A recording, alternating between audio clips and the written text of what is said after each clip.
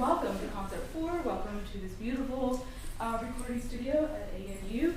I trust that you are feeling well fed and inspired and excited and ready for an evening of lovely music. I am Nicole, Carroll, one of your music chairs for this year's NIME, and I am happy to introduce Palle Dahlstedt in his solo concert. So this concert was meant to have two composers. Heloise essentially got stuck in the States. Because of fucking Trump. Being an international I can say that in the as States. someone who's unaffiliated with the conference. So her piece, Mulholland Drive, will be presented in the next concert as a fixed media piece. So the next concert is at 9 o'clock in the Drama Theater. So you'll have plenty of time to meander from here to there after this concert. This concert is half hour. There are two pieces. The first piece is Adaptive Elusion. That's illusion, not illusion. And the first piece that I will perform is What We Do Differently Together. Did I do an acknowledgement to country? Did I follow over it? Oh my goodness. Before the concert, I would like to acknowledge the traditional owners of the land, the Nicole people, as the First Nations owners of the lands where we now stand, and I pay my respects to their elders, lords, customs, and creation spirits, and recognize that these places have always been places of teaching, research, and learning. And I will introduce the first piece, and Palle will tell you about the second piece.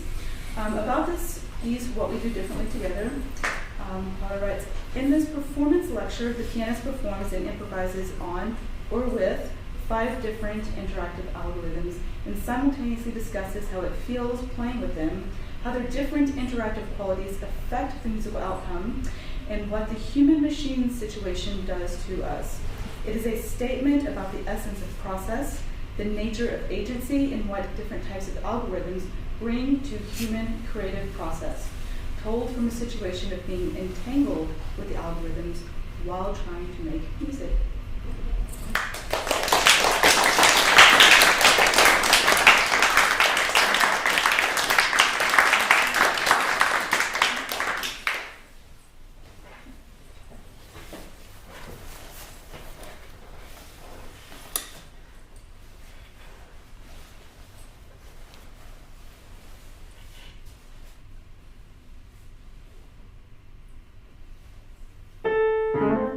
Creativity, to me, is to explore what is possible.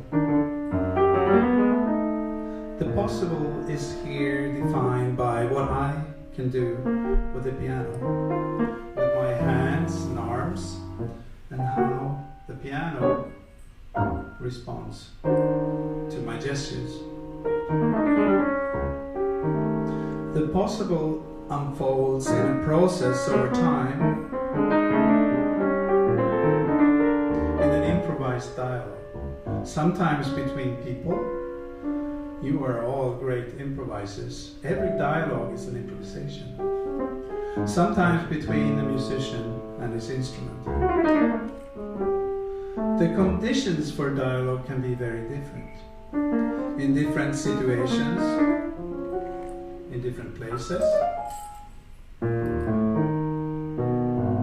Some people respond differently as to technologies. The piano gives me a rather direct response that I know well through decades of practice. I have a good mental model of the piano. I can predict what it does. It is more an extension of me, of my body, than an agent in itself, but it still carries thought, ideas and implications from its numerous designers over centuries of its evolution. But what happens if we alter the conditions for the dialogue? The way we listen to each other, the way we respond to each other. If I alter my piano, my technology,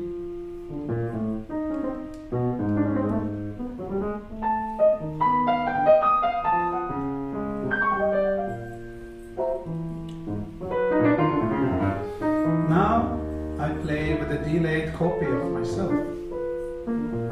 This is an old trick. Complexity from simplicity. You have all sung a canon when you were kids, Frère Jacques or something like that. The delay is just a little bit too long for me to keep track of what I just played. Currently about 16 seconds. It creates a distance, so it feels like another pianist is here, even if it's just me. A kind of minimal agent. We know it's not smart or anything. It's just a mirror of myself, but it changes what I do, fundamentally. I have something to react to. And it reacts to me and to my reactions. This tells us to be careful with ascribing agency or intelligence to algorithms. Let's make the agent a bit more non-linear, more complex.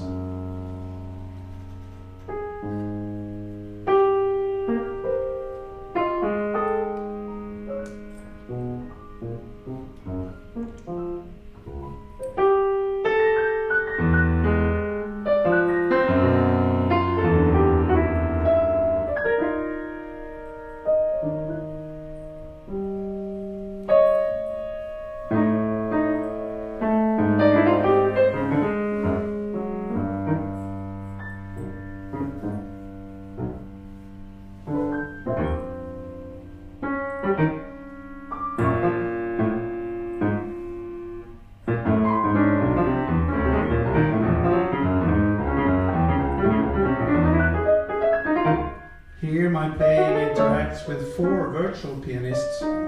They have 1 finger each. Anything I do changes what they do. It changes the conditions of their dialogue.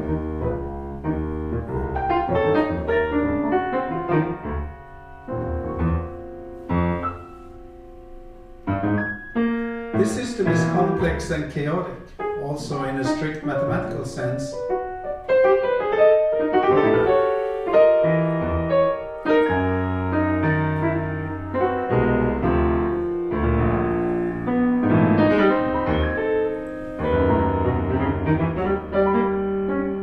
But it's not at all random, only complex, even unstable at times. I can take small steps and observe the consequences. But the fact is, I don't understand the rules, even if I wrote them. Or rather, the rules are so complex that I cannot predict their consequences. I will have to try and listen.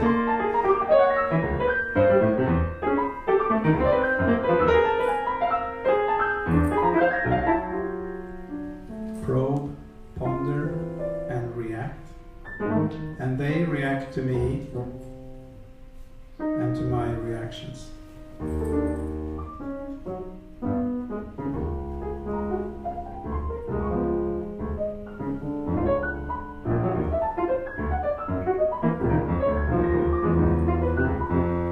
We can try a similar thing.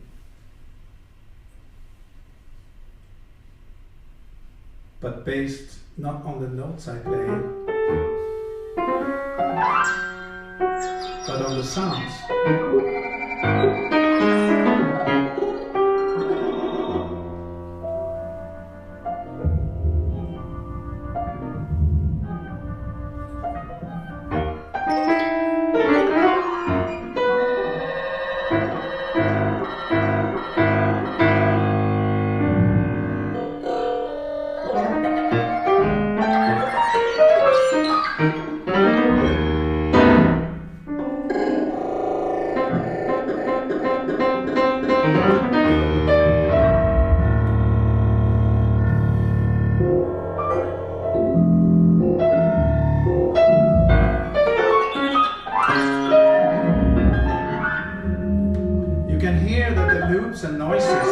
actually come from what I just played. It records me, plays it back, controlled by the keys I press. I react to what I hear. It reacts to me and to my reactions.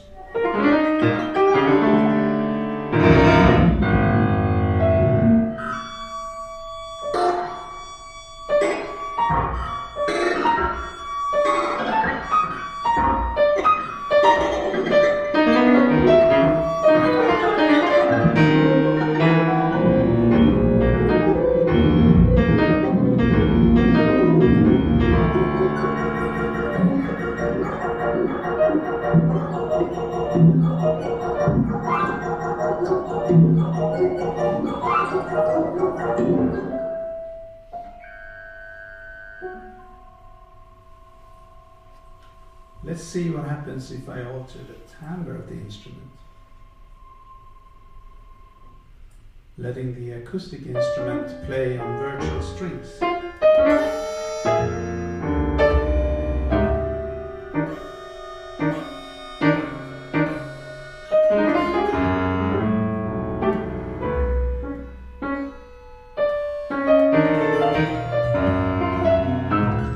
Now we're back to a more direct interaction, more like a new or transformed instrument, but with some unpredictable behavior added. This makes me play differently, but I still have full control over when it plays, and this gives me space to talk a little bit. The shortcomings of human cognition and perception are directly related to our creativity. We cannot read each other's thoughts. If we could, conversation would be meaningless. But trying to understand is the key to new meanings. Our limited capacity to predict is directly related to our creativity. We have to try unknown things to step forward. But we also need to have very big ears and adjust the direction of our next step accordingly. And we can never plan too many steps because reality is complex.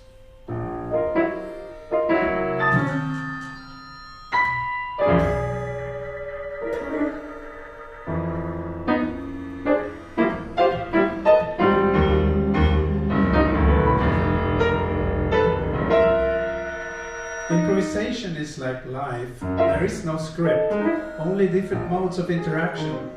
If you're not ready to interact, but hold your firm, predetermined views, you will be very quickly deemed uninteresting, and people stop listening because there is no interaction. This is also valid for algorithms, for artificial agents.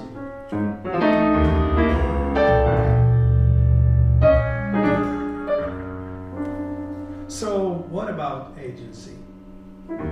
What is the minimal complexity required for perceived agency within the algorithm?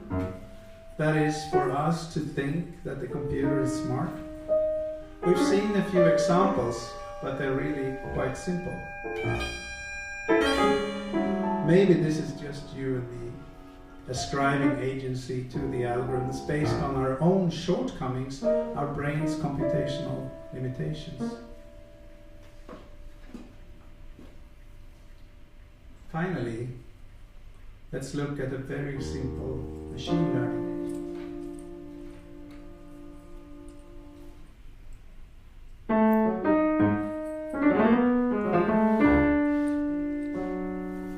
We can even call it naive. It looks at what I just played and plays something with similar properties.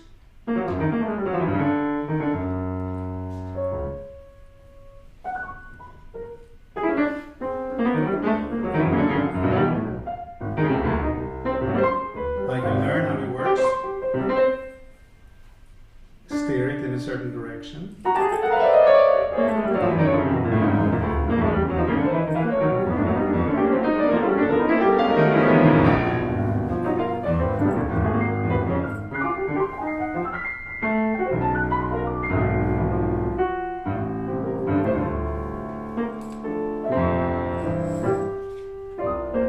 play on it, play with it, and play in it. Play in the system that is me and it. Me as a particular human agent with my particular reaction patterns and cultural baggage. And this particular artificial agent, a piece of software really, with its particular reaction patterns. Together we form a system, and I try to exist, live for a little moment, play within this system. I call this systemic improvisation.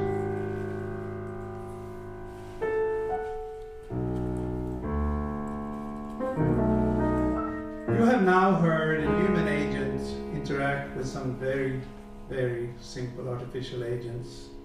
In interaction with such artificial agents, complexity takes off right away in spite of the underlying simplicity. As it does not just add a technological spice, it changes our own behavior. Through interaction, new possibilities open up, we mirror ourselves and our agency in it, we do differently, we make differently, we play differently, we become a system together. A human plus technology system where 1 + 1 is much different from 2. So it's not about what technology does by itself or what it adds to what we are doing. It's about what it makes us do differently together. It's about what it makes us do differently together.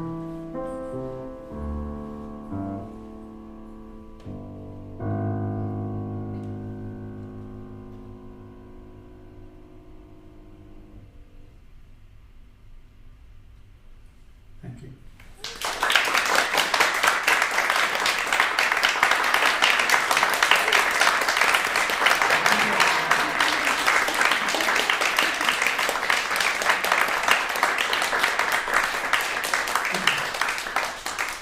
I'll switch over to the next piece, but I will present it first while I have the microphone here. But first I want to say that the 5 algorithms that I played on now, all of them are actually concert pieces. And 3 of them have been performed at NIME, and there are 9 papers about them. So 2 of them I played, me and John Tilbury played them on 2 grand pianos at NIME in London 2014, and 1 is a part of a piece, a concert piece I performed and presented in Baton Rouge in 2015, and the others have been in other concerts. And I use them as examples here. The script is available in the PDF actually, in the proceedings, if you want to read the text again. The notes are always different, because it's actually improvisation. The next piece is called Adaptive Elusion, which is a stupid name. I tried to make a machine learning agent that would elude what I'm doing, but I failed. It's very hard to do that actually, I noticed. So it's more me eluding it. And it's an example, it's a newer example, it's half a year old. An example of this kind of minimal algorithms. I have a current research project called Entangled Musicianship and Minimal Algorithms. And I want to point out that it was called Entangled Musicianship before I saw this conference call. I wrote the project application 3 years ago, so promise. So basically, how small can algorithms be, and we still feel it like there's somebody there. So this next machine learning agent, in the daily speak we call it AI, but it's really a simple machine learning. It's also one of these agency mirrors, and it's very, very small, and it's empty when I start. It's untrained, and my only way of interacting with it is by training it live, and everything I do trains it. I can't avoid that. And it also has forgetting in it, the hypothesis being that, if I play with something that's trained on all music that's made in all of human history and all the internet, my impact is rather small proportionally So I prefer to play with something that is smaller than me, maybe, and works as a mirror, and I have a larger sense of agency than when writing 5 words to a huge monster that gives me something that's not very personal. That's the idea. So give me 1 minute to start another software.